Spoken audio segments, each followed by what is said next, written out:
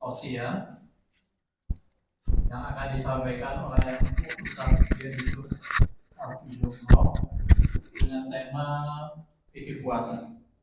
Demikian yang saya sampaikan.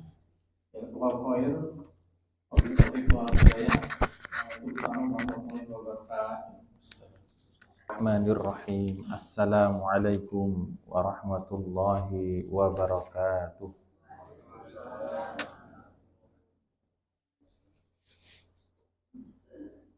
Innal hamdalillah nahmaduhu wa nasta'inuhu wa nastaghfiruh wa nastahdihi wa natubu ilaih wa na'udzu billahi min syururi anfusina wa min sayyiati a'malina. May yahdihillahu fala mudilla lahu wa may yudlil fala hadiya lahu. Asyhadu an la ilaha illallah wahdahu la syarika lah wa asyhadu anna Muhammadan abduhu wa rasuluh. Allahumma shalli ala Muhammadin wa ala ali Muhammad kama shallaita ala Ibrahim wa ala ali Ibrahim innaka Hamidum Majid. Qala Allah ta'ala fi kitabihil karim, ya ayyuhalladzina amanu taqullaha haqqa tuqatih wa la tamutunna illa wa antum muslimun. Wa qala ya ayyuhan nasu taqu rabbakumul ladzi khalaqakum min nafsin wahidah wa khalaqa minha zawjaha wa batha minhuma rijalan katsiran wa nisaa'a wattaqullaha alladzi tasaaluna bihi wal arham innallaha kana 'alaikum raqiba. Amma ba'du, fa inna asdaqal hadithi kitabullah wa kharal hadyi hadyi Muhammadin sallallahu alaihi wasallam wa syarral umuri muhdatsatuha ala wa inna kulla muhdatsatin bid'ah wa kulla bid'atin dhalalah wa kulla dhalalatin finnar. Jamaah musholla al-amir yang dimuliakan oleh Allah, alhamdulillah kita bersyukur kepada Allah atas segala nikmat dan karunia yang diberikan kepada kita semuanya. Begitu banyaknya nikmat Allah, tidak ada seorang pun yang mampu menghitungnya. Terlahir ke dunia kita tidak membawa apa-apa, kemudian sekarang diberikan apa-apa oleh Allah Subhanahu wa ta'ala. Makanya kita harus bersyukur. Tidak hanya nikmat-nikmat itu, kalau hanya nikmat berupa harta benda, kenikmatan duniawi, maka semua hamba Allah diberi oleh Allah. Orang kafir, orang muslim, bahkan binatang pun diberikan nikmat itu. Lebih dari itu kita bersyukur karena Allah telah berikan kita kepada petunjuk, berikan nikmat, yaitu diberi petunjuk berada di atas Islam, menerima iman. Itulah nikmat yang paling utama dari seluruh nikmat itu. Maka kita bersyukur, alhamdulillahilladzi hadana li hadza wa ma kunna linahtadiya laula an hadanallah. Segala puji bagi Allah yang telah menunjukkan kita dalam ajaran Islam ini kepada jalan yang lurus. Tanpa petunjuk dari Allah, tentu kita tidak akan mendapat petunjuk, kita akan tersesat jalan. Lebih dari itu, tidak menjadi muslim biasa. Kita bersyukur ketika Allah tunjukkan kita berada di atas manhaj yang benar, yaitu akidah ahlus sunnah wal jamaah. Ini yang paling penting. Dari seluruh kaum muslimin yang ada, tidak semua diberi petunjuk oleh Allah berada di atas akidah yang benar, di atas manhaj yang benar. Begitu banyak aneka macam ragam kaum muslimin di seluruh dunia ini, dari zaman dulu sampai sekarang.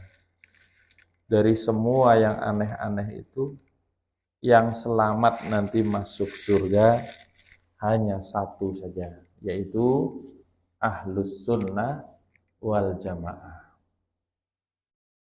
Dari perpecahan umat, perselisihan yang tidak dikendalikan sehingga menjadi perpecahan, kata Rasulullah semuanya masuk neraka kecuali satu golongan saja, yaitu al-jamaah. Siapa itu al-jamaah? Ma'ana alaihi wa ashabi, kata Rasulullah, mereka yang menempuh jalan yang aku dan sahabatku tempuh.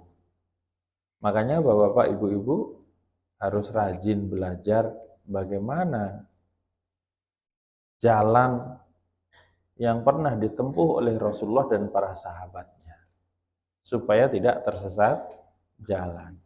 Masalahnya semua orang, terutama di Indonesia ini, semuanya mengaku sebagai Ahlus Sunnah wal Jamaah.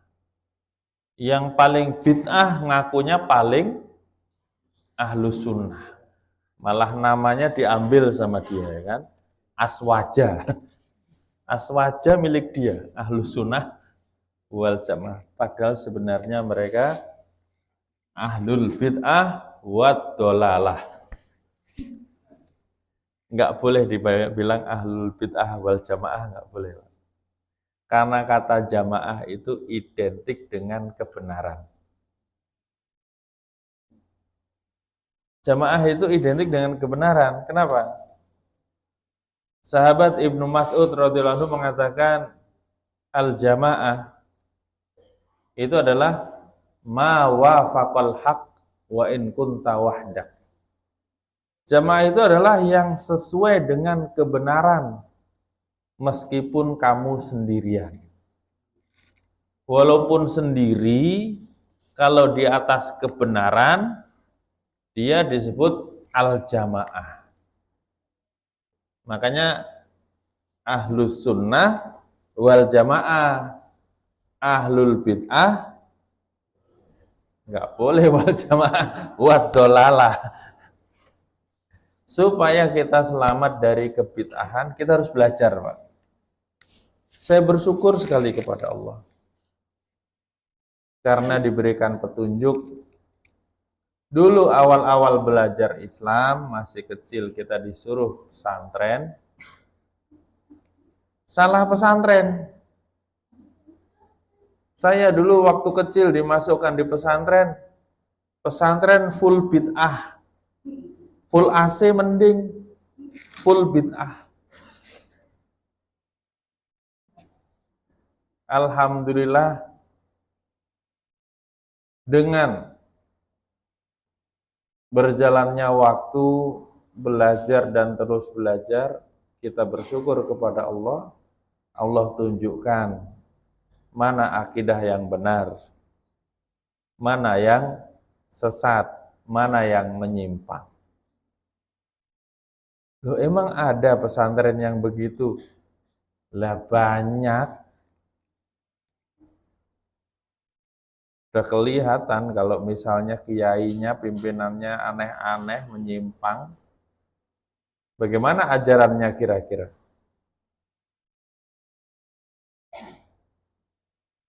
Ada di Indonesia pesantren, pimpinannya ngaku bisa ngomong sama semut.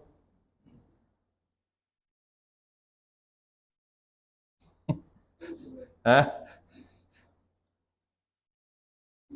Ngomong sama cacing.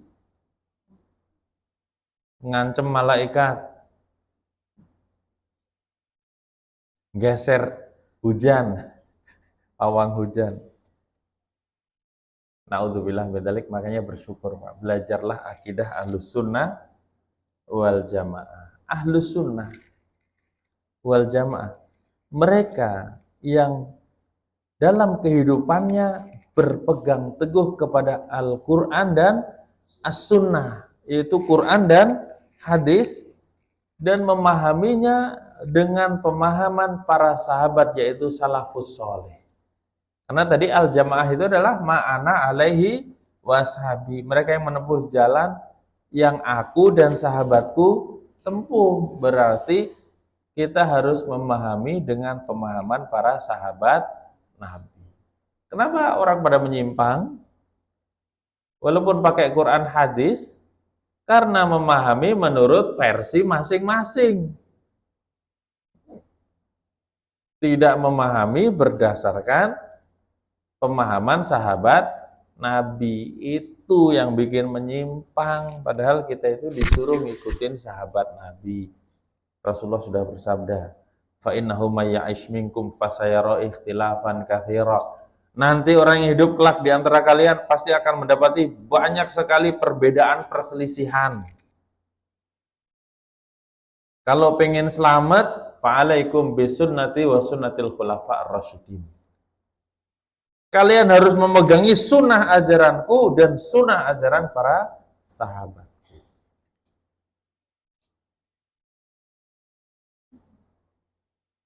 Kalau kita mau menetapkan awal Ramadan itu kapan? Ada 3 cara sekarang di Indonesia. 1, ru'yatul hilal. 2, cara hisab. 3, nelpon Allah langsung. Iya kan?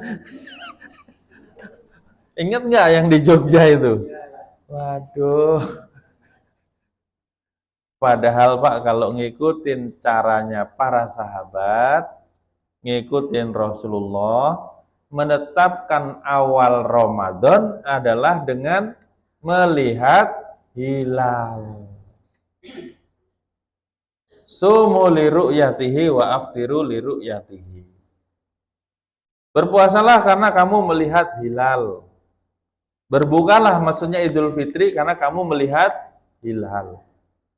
Fa in ghumma alaikum, kalau ternyata terhalang cuaca mendung dan lain-lainnya, faqdurulah, maka perkirakanlah, fa'akmilu iddata Sya'ban 30, genapkanlah bilangan bulan Sya'ban 30 hari. Ru'yah dulu, kalau nggak berhasil baru hisab. Hisab itu perhitungan, yaitu ilmu falak, kalender. Begitu menetapkan awal Ramadan dan awal Syawal. Ada juga yang ngotot pakai hisab, langsung pakai hisab. Enggak, yang benar ru'yah dulu. Itu dalilnya jelas. Baru kalau ru'yah enggak berhasil. Kalau bapak-bapak, ibu-ibu disuruh ngelihat hilal bisa enggak? Bu, ada ibu-ibu itu yang ngaku lihat hilal setiap hari. Anaknya namanya Hilal.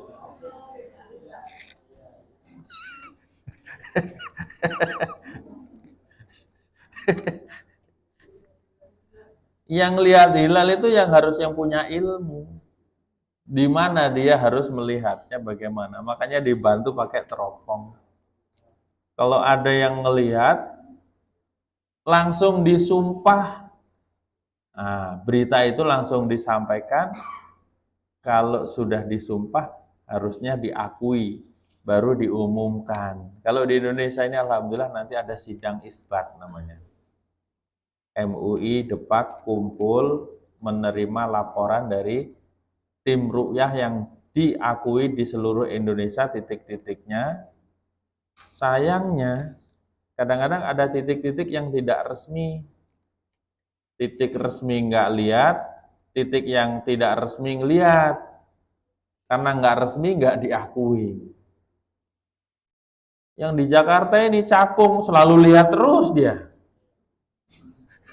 Saya juga heran itu.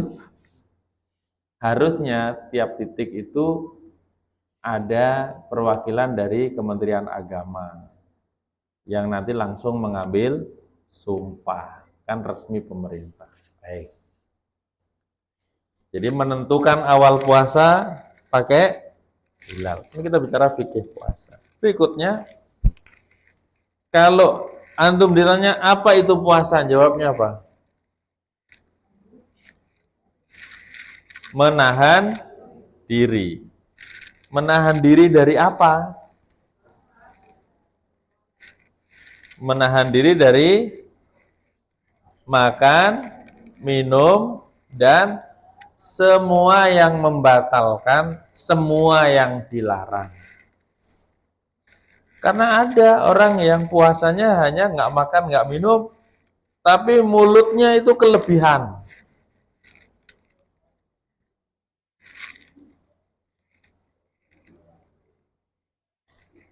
Ya bahasa Jermannya itu lambe turah.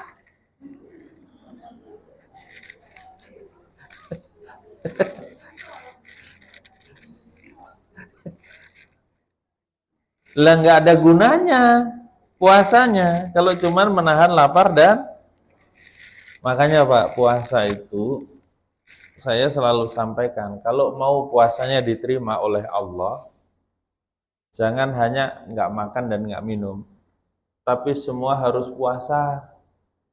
Mulutnya puasa, matanya puasa, telinganya puasa, hati pikirannya puasa, tangan kakinya juga puasa, seluruh tubuh lahir batin puasa. Mulut puasa, nggak boleh ngapa? Hah? Yang paling bahaya menggerogoti pahala puasa apa Bu namanya Bu? Riba. Nanti ibu-ibu kalau puasa, kalau ada majelis ghibah nggak usah ikut.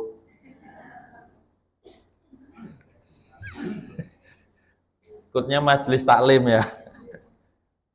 Yang paling bahaya berdusta, mengadu domba, habis pahala puasanya. Allah nggak butuh dia nahan lapar dan haus, beneran. Banyak. Masih ada nggak di bulan puasa orang muslim yang dusta? Hidupnya penuh kepalsuan. Semuanya palsu. Bahaya. Bahaya, Pak. Yang paling banyak menyebabkan manusia masuk neraka itu adalah mulut dan apa yang di bawah perut. Yang di bawah perut apa, Pak?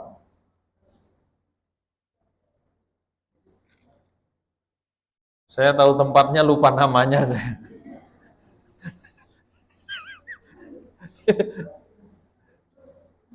Bahaya mulut. Harus dijaga. Bulan puasa. Mulai sekarang latihan. Ada orang yang ngomong, nggak sadar. Dengan omongan itu cuma satu kata. Dia dicampakkan ke neraka 70 tahun. Ngeri. Iya. Inna rajula la yatakallamu bi kalimatin la yadri ma yaqul yahwi bi finnari sab'ina kharifan. Seorang mengucapkan satu kata yang dia tidak sadari, dengan satu kata itu dia dicampakkan ke neraka 70 tahun. Naudzubillah min dzalik. Ya bulan puasa, mulut jaga. Paling bagus mulut digunakan untuk apa?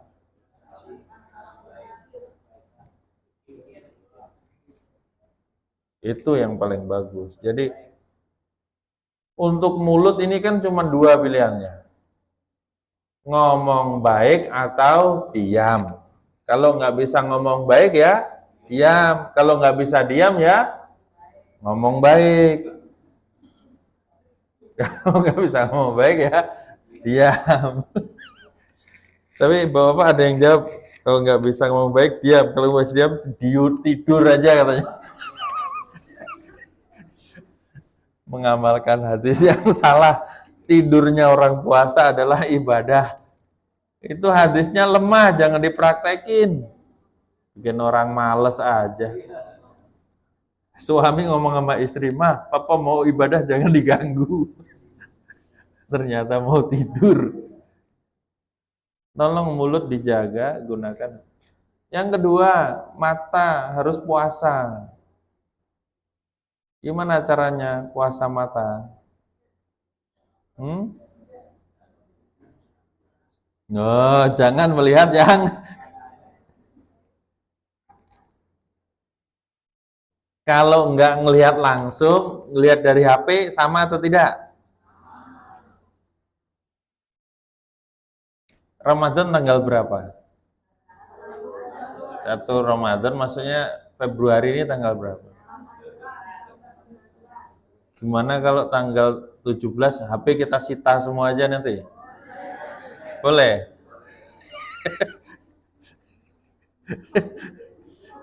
Supaya nggak nyekrol aja kerjanya.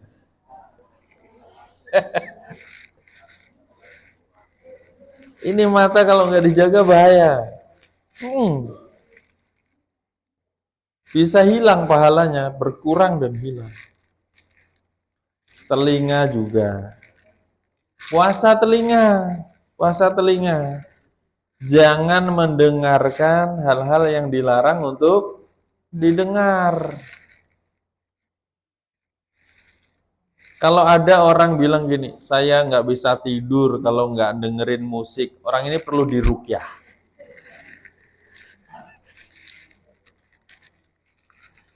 Dengerin murotal atau dengerin musik? Murotal selesai ganti musik.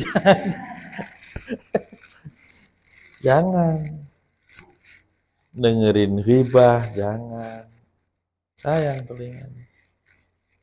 Berarti mulut, mata, telinga paling bagus digunakan untuk apa? Ya kalau mulut di bulan Ramadan paling bagus pakai baca Al-Quran. Mata dipakai memandang Al-Quran. Telinga dipakai mendengar Al-Quran. Kebaikan itu. Hati dan pikiran tolong juga puasa, dijaga. Dari berpikir yang aneh-aneh, suudzon, dan seterusnya. Sombong, riya, ujub. Semuanya harus dihilangkan dari hati. Tangan harus puasa. Gimana puasa tangan? Jangan usil, jangan nakal, jangan ngambil barang orang, jangan mukul orang, jangan nyakitin orang. Kaki gimana puasanya? Jangan melangkah ke tempat maksiat. Ini puasa yang bener tuh kayak gini nih. Kalau orang mempraktekkan ini betul-betul, la'allakum tattaqun, itu dia dapat. Kan hikmahnya apa? La'allakum tattaqun, fungsi puasa agar kamu kalau tadi dia lakukan mulut jaga, telinga jaga, mata jaga, tangan, kaki, hati, pikiran, takwa dia. Maka dari itu Rasulullah bersabda, as-saumu junnatun. Puasa adalah perisai. Perisai dari apa? Dari api neraka. Karena dia jaga lahir dan batinnya. Tuh, sampai-sampai kalau ada orang ngajak ribut pas puasa, jawabnya apa? Maaf, saya sedang puasa. Tunggu nanti kalau udah buka ya.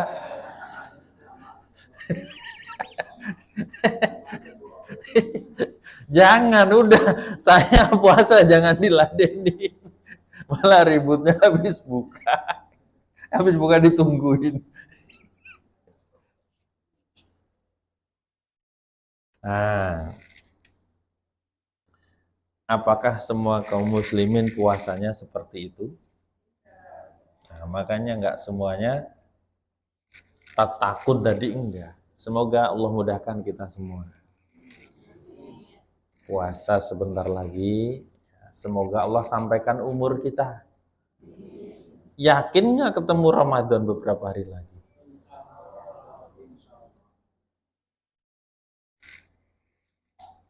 Jadi Sabtu kemarinnya lagi itu Sabtu kemarinnya lagi itu saya ada pengajian ibu-ibu gitu. Saya begini, semoga kita nanti disampaikan kepada Ramadan. Lah kemarin pagi-pagi habis pengajian saya ditelepon, Ustadz minta tolong nanti pimpin sholat jenazah. Siapa yang meninggal? Disebutkan Ibu Fulana, anggota pengajian yang belum lama, kita masih bercanda-bercanda, dipanggil kemarin jam 2 pagi. Ya padahal sehat, maksudnya. Nggak ngira kalau dia dipanggil. Namanya ajal, siapa yang tahu. Iya kan? Nah, kita berdoa semoga Allah sampaikan kita ya, Ramadan. Ibu-ibu, bapak jawab jujur, Ramadan tahun lalu sudah bagus nilainya apa belum? Wallahu a'lam. Nah ini makanya Ramadan tahun ini harus diperbaiki. Iya, harus berusaha. Baik, puasa rukunnya, hukumnya apa puasa? Wajib itu kan ada fardu ain, ada fardu kifayah. Kalau puasa fardu ain, wajib setiap muslim balik, berakal, sehat, sedang di tempat tidak safar. Nih. Jadi kalau ada orang muslim sudah balik, sehat, nggak pergi kemana-mana, kok nggak puasa, mungkin dia tidak waras. Kan syaratnya berakal. Nah, kalau ada orang yang mengingkari kewajiban puasa, mengatakan puasa tidak wajib, langsung kafir dia. Langsung kafir. Dia nggak puasa, terus dia mengatakan puasa itu nggak wajib, kafir dia. Jadi kalau dia nggak puasa karena males, beda cerita. Tapi yang mengingkari kewajiban puasa itu langsung kafir. Rukun puasa ada 2. Yang pertama niat. Yang kedua menahan diri. Niat ini, kalau puasa wajib kayak puasa Ramadan, harus ada niat malam harinya atau pas sahur sebelum masuk subuh. Sudah harus niat. Kalau enggak niat, enggak diterima, enggak sah. Kalau wajib, puasa wajib nih, puasa Ramadan, puasa qadha, itu harus niat malamnya. Kalau puasa sunnah boleh mendadak. Pagi-pagi Rasulullah nanya sama istrinya, ada makanan apa yang bisa kita makan? Istrinya jawab, enggak ada makanan. Ya udah kalau gitu saya puasa. Boleh. Jadi sudah lewat fajar, misalnya pagi nggak ada makanan, kalau sunnah boleh niat, saya puasa aja lah. Kalau bapak nanya istri, ada makanan apa pagi ini? Jawabnya gimana? Kulkas isinya buat sebulan itu cukup, ya kan? Bu, tolong daging kurban tahun lalu segera dimasak.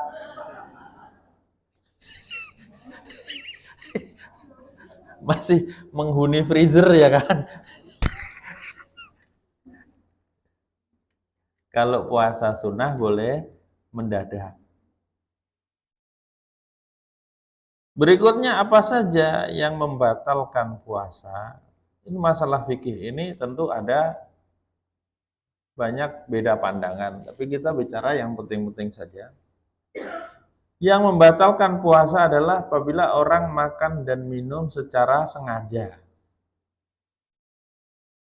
Batal, dia puasa, makan, minum sengaja.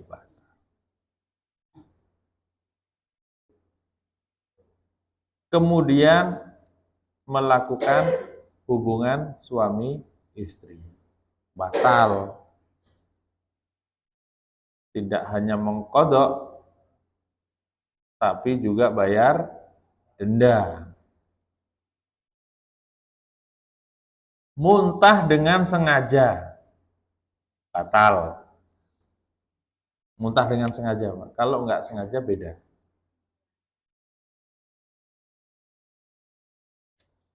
Suntik yang isinya adalah gizi vitamin bikin kenyang. Diinfus gitu kan, nggak lapar dia.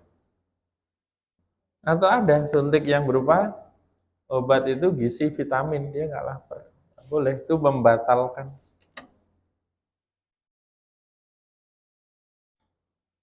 Puasa dari pagi subuh sampai zuhur asar jam 5 kok keluar haid.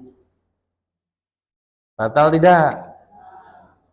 Dianggap nggak tadi hari itu? Berarti harus diganti.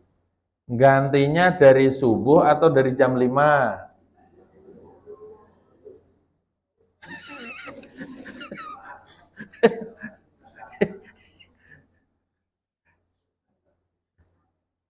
Jadi haid membatalkan. Nifas juga sama. Ibu hamil udah 9 bulan lebih. Nunggu kelahiran bulan puasa kan. Puasa dia. Tahu lahir siang hari. Berarti hari itu puasanya batal. Dari pagi sampai siangnya tetap dapat pahala.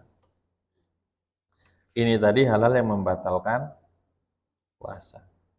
Satu hal yang diperselisihkan, melakukan bekam. Kalau saya ikut pendapat, bekam itu membatalkan. Dalilnya gini, aftarul hajim wal mahjum. Orang yang melakukan bekam dan yang dibekam batal puasanya. Berbuka kata Rasulullah. Yang melakukan bekam dan yang dibekam. Makanya Bapak Ibu kalau terpaksa harus bekam malam aja. Sebagian mengatakan tidak batal. Itu larangan itu bagi orang yang lemah. Takutnya nanti setelah dibekam dia lemes, akhirnya batal puasanya gitu alasannya. Tapi kalau saya cenderung mau kuat mau enggak ya batal. Karena hadis itu muncul ternyata di akhir-akhir dan tidak direvisi. Bapak ibu-ibu pada rajin bekam enggak nih? Kerokan. Kerokan batal enggak?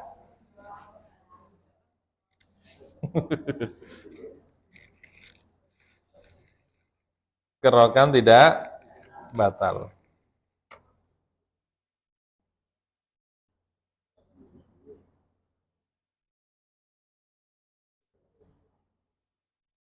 Baik.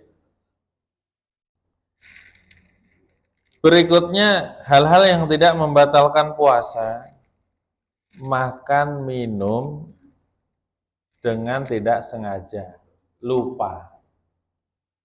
Hari pertama Ramadan dia lupa. Iya kalau lupa nggak boleh setiap hari Pak, masa lupa terus.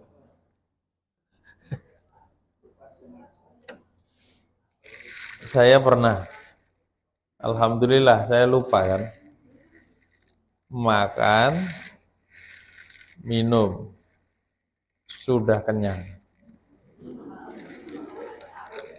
Baru ingat, baru dikasih tahu sama temen, antum kan puasa. Alhamdulillah.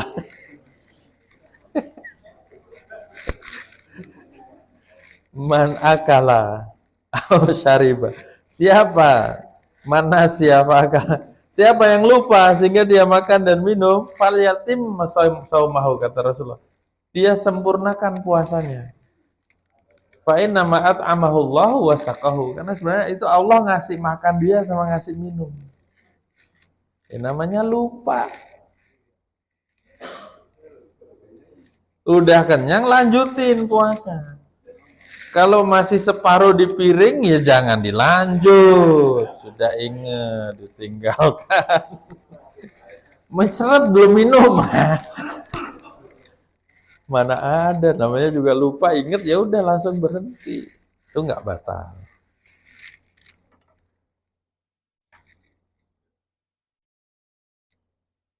Muntah tapi dengan tidak sengaja. Akan ada muntah sengaja, muntah tidak sengaja. Kalau muntah tidak sengaja itu misalnya kenapa? Mual, terus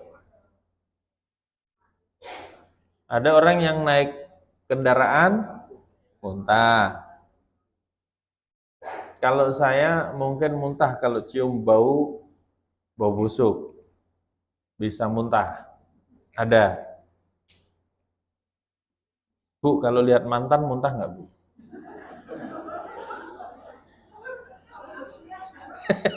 Iya, ditanya.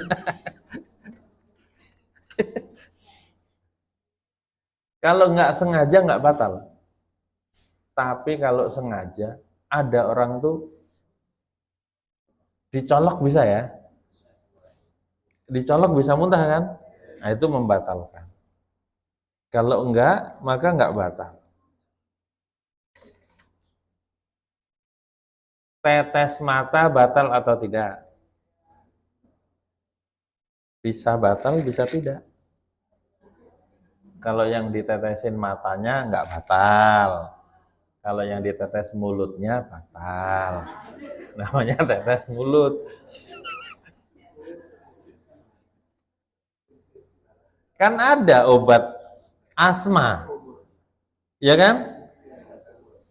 Ya sama aja dimasukin ke mulut, nggak boleh. Yang dimasukin ke mulut nggak boleh. Kan ada kan obat asma yang disemprot mulut? Jangan kalau lagi puasa. Pak, kalau ngerokok itu boleh nggak Pak? Puasa Pak? Kan dia nggak makan, nggak minum. Udara. Lah rokok haram, bukan masalah nggak di puasa, nggak di luar puasa, haram rokok itu. Alhamdulillah jamaah di sini nggak ada yang ngerokok. Tapi nanti nggak tahu di luar musola.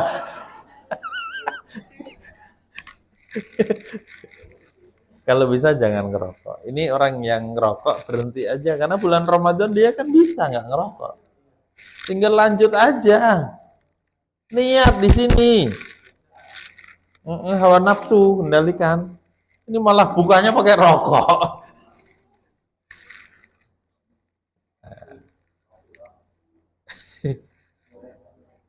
Iya, tetes mata itu nggak batal.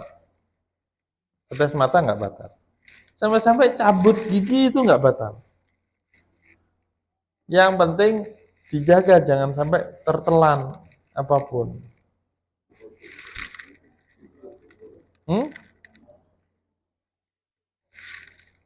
Iya kumur-kumurnya hati-hati. Kan boleh kumur-kumur, jangan terlalu. Karena kita kalau wudhu itu kumur masukin ke hidung, luarin dari hidung, namanya madmadah, istinsyak, istinsar. Itu tetap boleh melakukan tapi jangan berlebih-lebihan. Kalau di luar puasa suruh serius. Wabalik fil istinsyak. Lakukanlah serius istinsyak. Masukin ke hidung, keluarin lagi.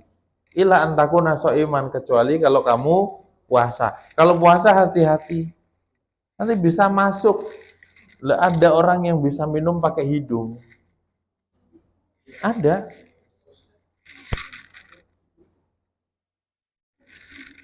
Makanya hati-hati kalau istinsyak pas bulan puasa.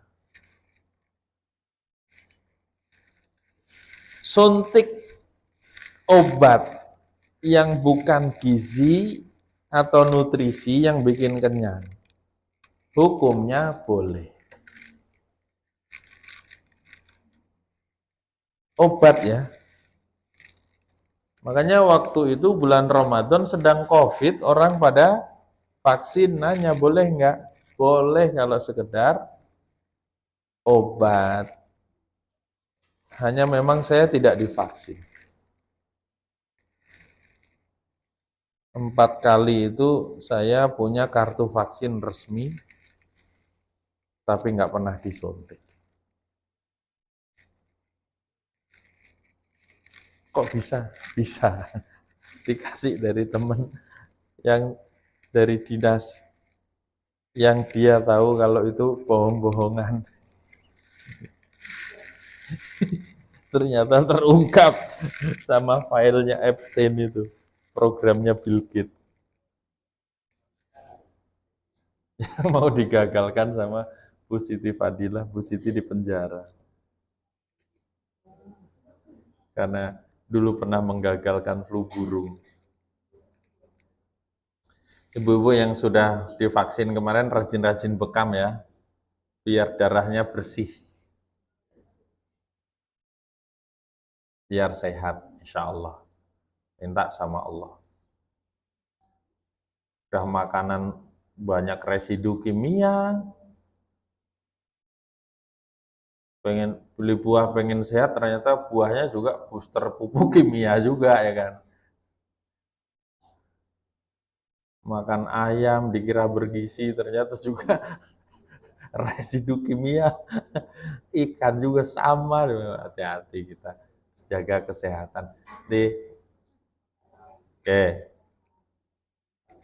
Mimpi basah tidak batal.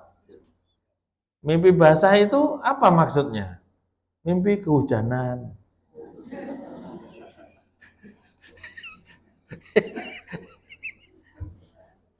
Mimpi basah. Mimpi melakukan hubungan, maka tidak membatalkan. Enggak batal. Yang batal itu kalau sengaja. Maaf, atau namanya istimna, sengaja mengeluarkan sperma bagi laki, air mani. Entah dia atau istrinya yang melakukan, kalau keluar maka batal. Suami istri bercumbu sampai keluar, batal walaupun tidak melakukan. Berkhayal sampai keluar ya batal.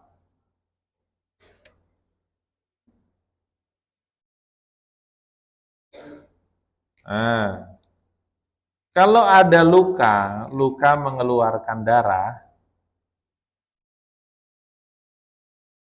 ibu-ibu misalnya lagi masak, lagi ngiris-ngiris,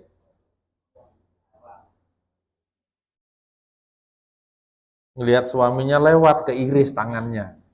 Karena saking gantengnya suaminya.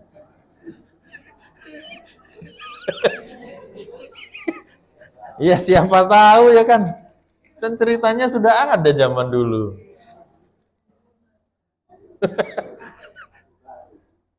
Jadi dia itu terkesima lihat suami sampai keiris-iris tangannya. Nah itu nggak batal, luka, darah luka itu nggak batal. Tersandung terus luka nggak batal.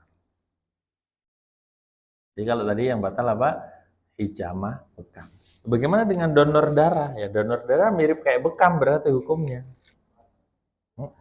Iya.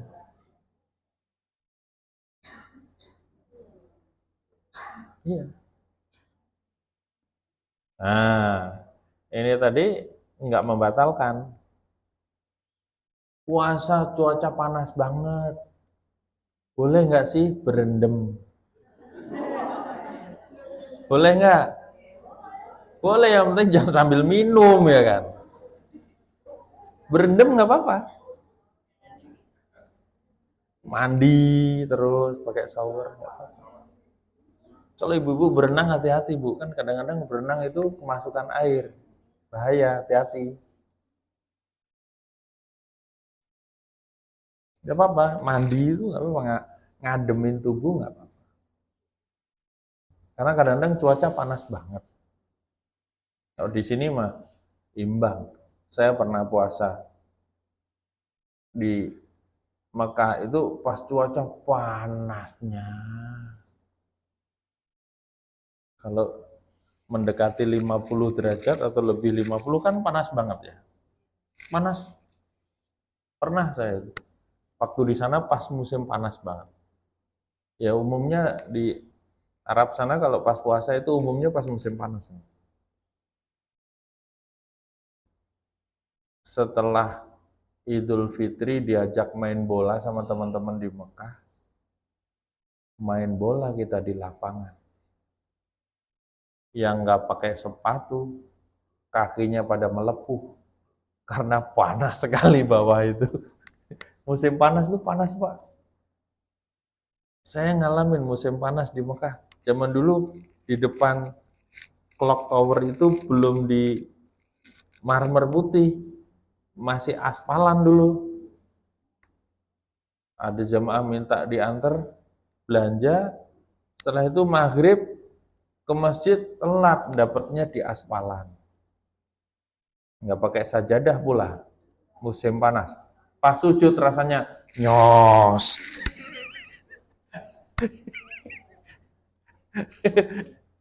Ini kalau musim panas banget itu tubuhnya butuh cairan atau butuh adem ya boleh mandi tadi berendam. Hal-hal yang dibolehkan tidak puasa. Yang pertama adalah sakit. Ini saya singkat aja Pak. Kalau kita bicara dalil panjang semuanya panjang lebar biasanya. Sakit. Pemangkana minkum maridun aw ala safar. Surat Al-Baqarah 184 185. Barang siapa di antara kalian yang sakit atau safar, maka dia boleh nggak puasa, tapi diganti di hari-hari yang lain selama dia nggak puasa itu. Sakit dan safar. Tapi sakit yang seperti apa? Kesleo. Boleh nggak puasa? Kemarin ada bapak yang nanya, kalau sakit hati gimana Ustadz? Aduh malah curhat. Sakit yang boleh nggak puasa ini adalah sakit yang berat, sakit yang parah, yang dokter mengatakan kalau kamu puasa membahayakan diri. Bisa tambah sakit atau mengancam nyawa. Kalau pusing gimana? Orang dia selama hidupnya pusing terus ya kan. Ditambah akhir bulan mumetnya tambah. Yang sakit-sakit ringan itu jangan jadi alasan. Harus nanya sama dokternya kalau dia sedang berobat. Jadi sakit yang berat ini. Kalau sakit nggak sanggup ya jangan puasa. Karena bisa membahayakan diri. Mengancam jiwa. Jadi kalau sakit ringan tetap puasa. Kemudian safar. Apa artinya safar? Bepergian, melakukan perjalanan.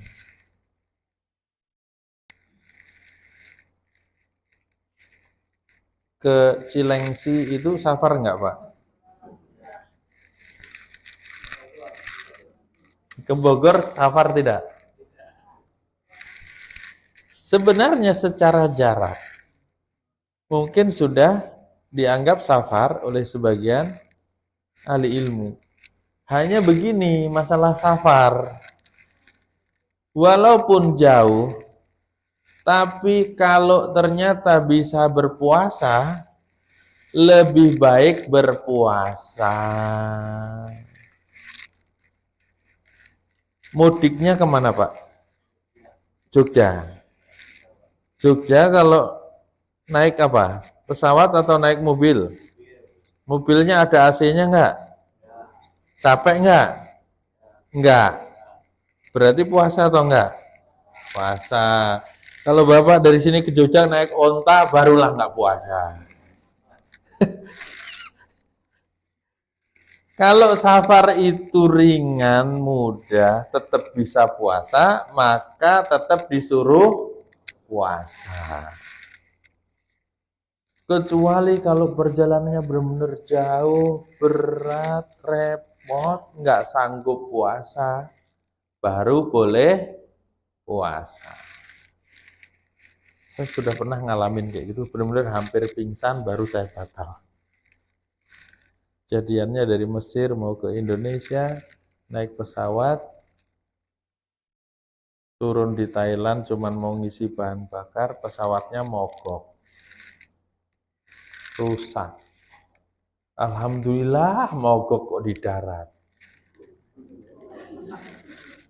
Iya, akhirnya kita disuruh turun, nunggu di bandara 6 jam, terus suruh nginep di hotel. Pagi-pagi diantar ke bandara. Saya sama yang muslim-muslim tuh saya ajak sahur dulu. Di hotelnya saya ingat Novotel. Pagi-pagi sudah siap, makanan banyak sekali. Sudah ngambil makanan yang enak-enak. Mau makan, saya bilang, tunggu dulu, saya tanya dulu halal apa enggak. Ini orang-orang Pakistan, orang-orang Malaysia. Saya tanya dulu halal apa enggak. Saya nanya, ternyata enggak halal. Yang halal yang mana? Dia juga di sebelah sana. Mie sama kentang. Alhamdulillah. Makan mie, makan kentang, minum jus banyak-banyak. Kalau jus halal ya Bu ya, insya Allah. Setelah itu ke bandara. Nah di situ saya kasihan tuh mahasiswa-mahasiswa yang tadi bawaannya 50 kilo, karena pesawatnya diganti pesawat kecil, nggak boleh 50 kilo, bolehnya cuma 20 kilo. Nah itu barang mau digimanain? Saya berjuang ke kantor sana ke kantor sini supaya bisa memperjuangkan hak mereka. Padahal saya cuma nenteng tas kecil, tapi kasihan mereka nggak berani ngomong, nggak bisa ngomong. Boleh, akhirnya boleh. Saya itu penerbangan terakhir tuh dari Thailand ke Malaysia dulu. Dah aman, sampai Malaysia. Saya mau ke Indonesia, ternyata tiket saya nggak ada. Nggak disiapin sama mereka, nggak diganti. Saya berjuang ke sana kemari, nggak berhasil. Akhirnya beli tiket lagi. Saat itu saya sudah hampir pingsan. Kan bulan Ramadan. Wah, ini nih kayaknya safar yang boleh buka. Ya, saya nyari di Kuala Lumpur International Airport itu, saya nyari warung yang sepi di pojokan. Ya iyalah, jenggotan begini siang-siang makan kelihatan orang, gimana ceritanya ya kan? Itu maksud saya ngasih gambaran safar yang berat, yang kita nggak sanggup puasa, baru boleh tidak? Wah, kalau safarnya gampang, naik mobil aset, naik pesawat, tahu-tahu udah nyampe. Nah, naik motor tergantung sanggup apa enggak. Maksudnya sanggup puasa atau enggak? Kalau naik motor ke Jawa misalnya, Jawa mana? Jawa Barat. Lah ini kita di Jawa Barat. Harus jelas ini. Ya kalau jauh, kalau nggak sanggup boleh, Pak. Nggak puasa. Iya, karena berat loh. Naik motor itu berat. Naik motor itu hujan nggak kepanasan, panas nggak kehujanan, ya kan?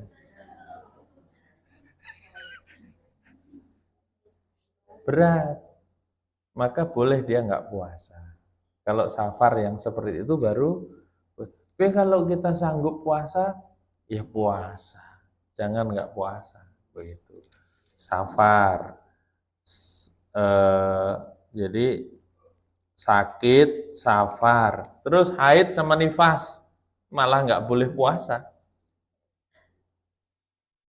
bagusnya cuman disuruh orang haid itu cuman disuruh mengkodok puasanya, nggak disuruh mengkodok sholatnya.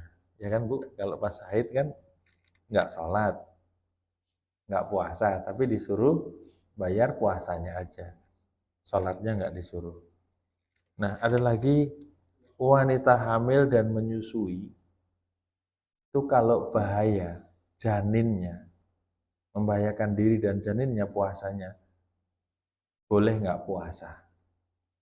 Tapi nanya sama dokternya atau bidannya. Karena masing-masing orang beda-beda, Pak.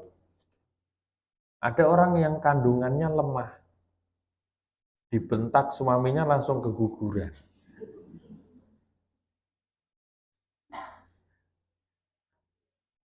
Iya, ada yang lemah kandungannya.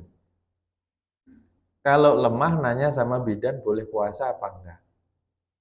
Kalau bidan bilang jangan puasa, nggak usah puasa. Tinggal dihitung aja berapa hari.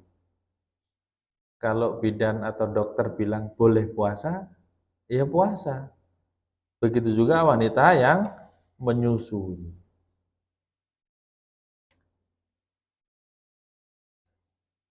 Iya, ada orang yang ketika menyusui, kalau puasa nanti air susunya nggak keluar, dan seterusnya. Bagaimana dengan orang yang sakit menahun, orang tua renta yang sudah tidak mampu puasa? Orang yang sakitnya parah tidak diharapkan sembuh dan dia tidak mampu puasa selamanya. Orang seperti ini bayar fidyah. Begitu juga orang tua renta yang sudah tidak mampu puasa. Kalau yang ini insya Allah masih kuat semua ya puasa ya. Jangan buru-buru bayar fidyah ya kan. Iya. Nah, ini tadi apa yang membatalkan, apa yang tidak membatalkan, dan apa yang dibolehkan tidak puasa alasannya. Berikutnya Pak, kalau puasa itu disunahkan untuk apa? Sahur. Rasulullah sahur dengan beberapa butir kurma. Bapak sahurnya apa? Pokoknya sahur Pak, walaupun 2 piring yang penting sahur. Tapi bagusnya itu kurma, menyehatkan. Sahur itu kalau bisa diakhirkan, tapi buka disegerakan. Kalau sahur pakainya kurma, kalau buka pakainya rutop. Apa itu rutop? Rutop itu kurma yang mengkel dipanennya, Pak. Seger, kurma segar. Bukan kurma basah, nanti kurma celup air basah. Kurma mengkel. Enak. Ada masanya nanti rasanya kayak sawo, enak banget. Ada yang masih mengkel, crunchy, ada yang sudah lembek. Enak banget itu. Kok begitu ya? Rasulullah pakainya rutop kalau buka, kalau sahur pakai kurma. Kurma yang biasa itu yang kering itu. Ternyata gini Pak, rutop itu kalau dimakan, cepat sekali mengganti cairan tubuh. Pokoknya kalau petunjuk Rasulullah udah paling top dah. Iya, Masya Allah. Sampai beda antara rutop dan ya kalau nggak ada rutop, ya kolang-kaling.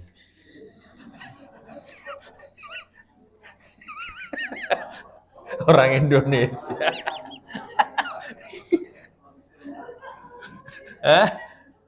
Enggak, adanya kolang-kaling maksudnya.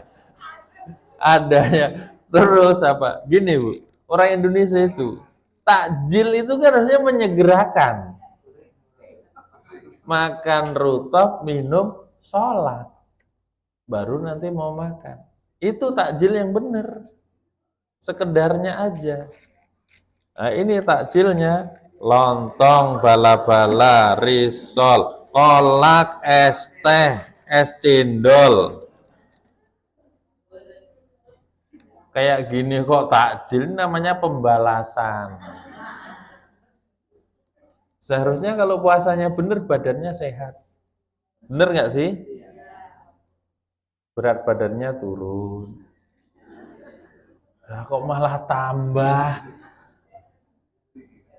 Li gimana? Takjil udah kayak gitu, habis maghrib makan, habis terawih loh masih makan lagi. Nanti sahur juga serius. Ini apa puasa apa penggemukan ini? Nah, ibu-ibu bapak kalau bisa siap rutop sama kurma. Bagus itu. Nah, terus kita suruh banyak melakukan amal soleh ibadah. Banyak zikir, banyak berdoa, banyak sedekah, banyak baca Quran. Kalau sekarang ini belum rajin sedekah, nanti Ramadan banyakin sedekah. Kenapa begitu? Rasulullah itu paling dermawannya manusia. Tapi di bulan Ramadan lebih dermawan lagi. Iya. Pokoknya Ramadan jangan hitung-hitungan. Ngasih makan berbuka, begitu ya. Yang terbaik. Terus banyakin baca Quran. Nah, Ramadan ini adalah bulan Al-Quran. Nggak bisa dipisah antara Ramadan dan Al-Quran. Para sahabat itu loh, kalau bulan Ramadan rumahnya bunyi kayak bunyi lebah. Pada baca Al-Quran. Bapak-bapak kalau Ramadan banyak tidur atau banyak ibadah siangnya? Alasan, daripada maksiat mending tidur saya. Tapi yang lebih baik daripada tidur ya baca Quran. Beneran Pak. Nih jamaah yang tahun lalu nggak sampai khatam siapa? Ada nggak? Ada nggak? Ada. Tahun ini insya Allah khatam ya. Insya Allah khatam. Orang khatam tak sunati loh. Kalau bisa khatam. Sehari minimal baca 1 juz. Insya Allah bisa. Minimal khatam. Semangat. Semangat target. Pokoknya yang lain-lain nggak penting. Quran dulu. Iya. Nunggu buka baca Quran. Jam istirahat biasanya makan siang baca Quran. Nyantai baca Quran. Habis subuh jangan pulang dulu baca Quran. Kalau nunggu maghrib ngapain? Bapak. Beneran? Nggak ada kan yang main catur nunggu maghrib, nggak ada ya? Ini orang menyanyiakan waktu. Nunggu maghrib, main catur. Ngapain antum main catur? Ngasah otak.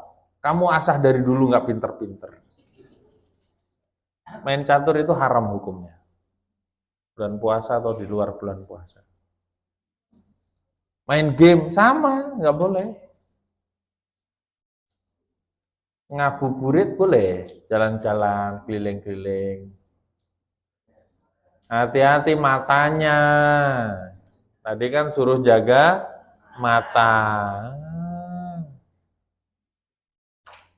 Nah, kalau cuman pengen beli makanan takjil ya beli aja. Habis itu ibadah, baca Quran. Ibu-ibu kemarin khatam berapa kali? Alhamdulillah, banyakin ya Bu ya, tolong ya. Orang nanti kalau sudah pindah alam, nyesel. Kok dulu saya nggak banyak baca Quran? Kok dulu saya nggak banyak sedekah? Kalau sudah pindah alam, nyesel. Nah, ini sunnah-sunnahnya ini tolong dijaga.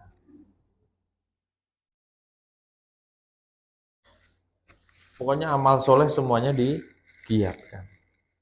Nah ada satu orang tadi kalau misalnya dia nggak kuat menahan diri, terus suami istri ini manten baru, bulan Ramadan, terus dia melakukan hubungan, maka nanti dia bayar denda. Kodok terus denda. Dendanya itu puasa 60 hari berturut-turut, atau memerdekakan budak, atau memberi makan 60 orang miskin. Tapi ada kasus kemarin yang ditanyakan. Seorang suami pulang dari kerja di luar Jawa, di pulau jauh. Perjalanan jauh, pulang sampai rumah itu asar. Asar kan dia nggak puasa. Memang dari awal nggak puasa karena berat. Sampai rumah asar. Istrinya sedang puasa. Lama nggak ketemu, sama-sama suaminya kangen, istrinya rindu ya kan. Nggak bisa menahan diri. Akhirnya terjadilah apa yang terjadi. Setelah itu konsultasi, gimana hukumnya? Sebenarnya suaminya kan tadi memang udah nggak puasa, tapi istrinya kan puasa. Nah, ini tergantung. Kalau dalam kondisi seperti ini, istrinya itu sukarela atau diperkosa, gitu. Dipaksa. Kalau sukarela, istrinya yang bayar denda. Tapi kalau ternyata dipaksa, ya dia dipaksa. Orang yang dipaksa tidak ada hukumnya. Beda kasus kalau gini, tadi suaminya kan dari luar kota jauh, dia pulang nggak puasa. Ternyata istrinya hari itu puasa, tapi zuhur kok datang hari itu nggak puasa karena haid, kok zuhur suci gitu. Paham nggak? Hari itu istri tidak puasa karena tadinya haid, terus zuhur sudah bersih, akhirnya mandi. Setelah mandi suci dia sholat. Kalau kayak gitu dia puasa apa enggak? Boleh makan apa enggak? Kan bulan Ramadan. Boleh makan, orang dia nggak puasa dari pagi. Kan dia akhirnya suci, tapi nggak puasa. Suami datang, nggak puasa karena safar. Boleh nggak? Semangat banget, boleh nggak? Boleh nggak melakukan? Ada yang berpendapat jangan, karena Ramadan harus menghormati siangnya. Tapi yang benar itu boleh. Para ulama membolehkan. Karena sama-sama nggak puasa tuh. Ya nggak boleh itu kalau gini. Walaupun sebagian juga ada yang bolehkan, tapi kalau saya berpendapat ikut pendapat yang jangan, nggak boleh. Ini loh, suami istri itu manten baru, terus bulan Ramadan nggak sanggup menahan, ayo kita ke Bandung yuk safar gitu.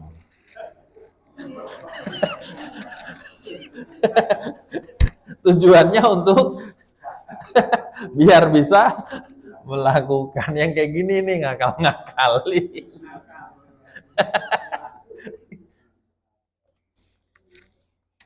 Namanya puasa harus ya puasa. Makanya gini, saya pernah waktu daurah dulu nanya sama Syekh, temen sih yang nanya, Syekh boleh nggak suami istri berciuman di bulan Ramadan siang hari? Boleh nggak? Jawaban Syekhnya itu tergantung. Kalau manten baru nggak boleh, kalau manten lama nggak apa-apa. Syekhnya jawab gitu beneran. Saya aja ketawa. Karena manten lama nggak terlalu ngefek ya.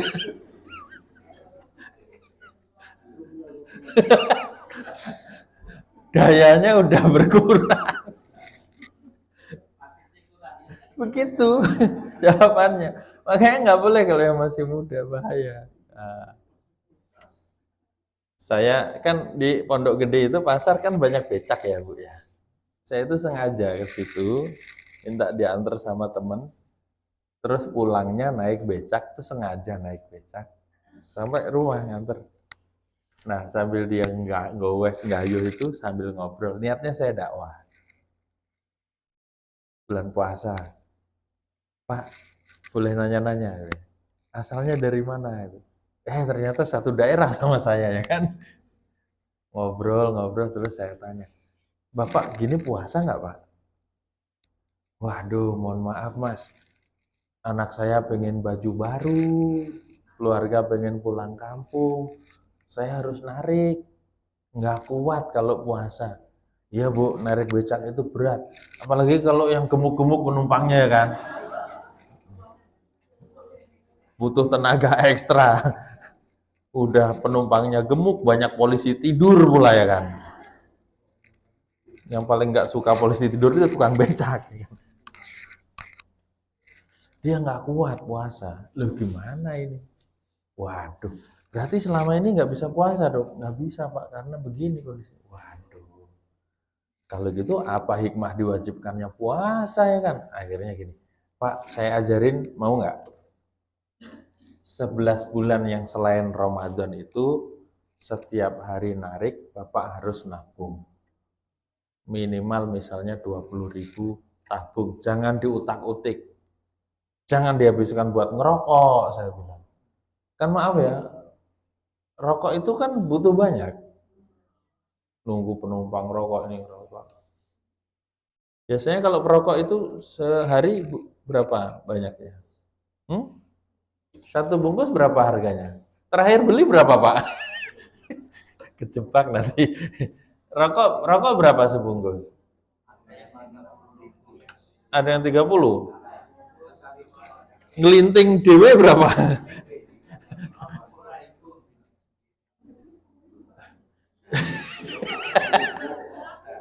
Saya suruh Pak uang rokoknya ditabung. Atau hasil goesnya ditabung selama 11 bulan itu. Nanti kalau Ramadan narik setengah hari aja. Puasa. Uang tabungannya baru dipakai biaya. Untuk beliin baju anaknya, untuk mudik, begitu. Kalau enggak nanti selamanya enggak bisa puasa. Betul enggak sih? Iya, makanya harus diajarin begitu.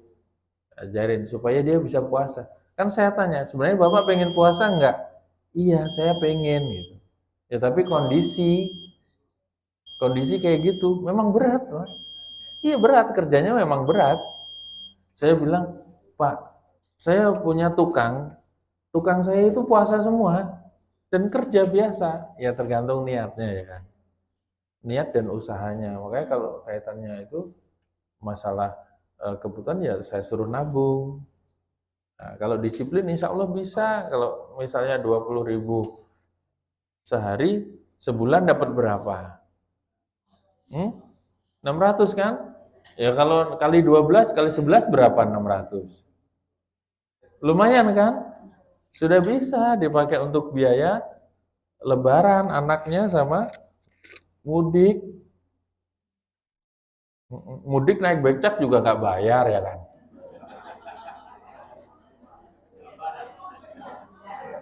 Pasti betisnya kenceng itu ya kan?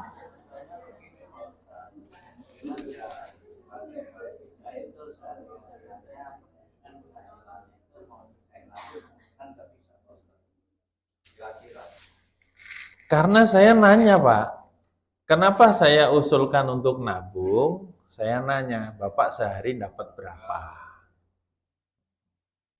Bapak sehari dapat berapa? Tolong disisihkan. Ya kalau nggak bisa 20.000, 10.000 lumayan 300.000. 300.000 kali 11 berapa? Iya, itu masih mending dia dapat sehari segitu bisa disisih.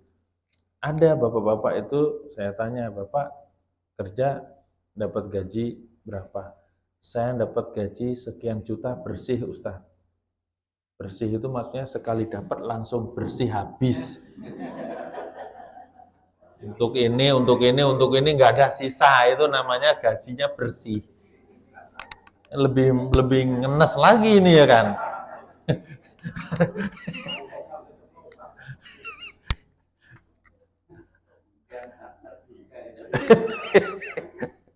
Nah, baik, saya kira kalau ada yang mau nanya boleh silahkan. Tapi sudah habis waktunya. Udah ya, cukup ya insya Allah ya.